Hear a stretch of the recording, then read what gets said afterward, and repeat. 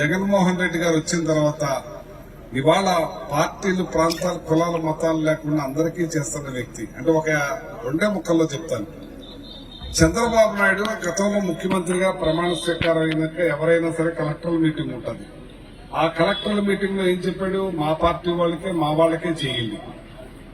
మీ బిడ్డ ముఖ్యమంత్రిగా ప్రమాణ స్వీకారం చేసి ఏం చెప్పాడు?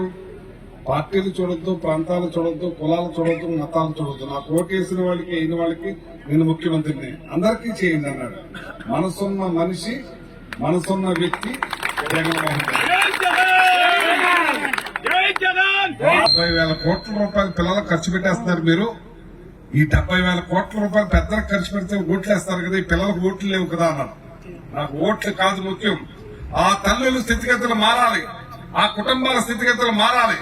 చెప్పులు కుట్టుకునే పిల్లవాడు చెప్పులు కుట్టుకున్నట్టు ఉండకూడదు, రిక్షా తోలుకునే పిల్లవాడు రిక్షా తోలుకున్నట్టు ఉండకూడదు, ఆటో తోలుకునే పిల్లవాడు ఆటో తోలుకున్నట్టు ఉండకూడదు, కూలి పని చేసుకునే పిల్లవాడు కూలి చేసుకున్నట్టు ఉండకూడదు, వ్యవసాయం చేసుకునే వాళ్ళు వ్యవసాయం చేసుకున్నట్టు ఉంటుందా? వాళ్ళ నుంచి కూడా డాక్టర్లు, ఇంజనీర్లు, ఐఏఎస్ ఆఫీసర్లు రావాలి. అప్పుడే ఆ కుటుంబాల స్థితిగతులు మారతాయని చెప్పిన గొప్ప మనిషి జగన్మోహన్ రెడ్డి గారు. చంద్రబాబు నాయుడు పుణ్యమంట చదువులు మనం 15వ స్థానంలో ఉండేవాళ్ళం. ఇవాళ మనం ఎప్పుడు కేరళ నెంబర్ 1 చదువుల్లో, ఇవాళ ఆంధ్ర రాష్ట్రం నెంబర్ 1 లోకి తీసుకొచ్చిన మీ బిడ్డ ప్రభుత్వం పెట్టే సందర్భంగా చాలా స్థితిగతులు మారుతున్నాయి.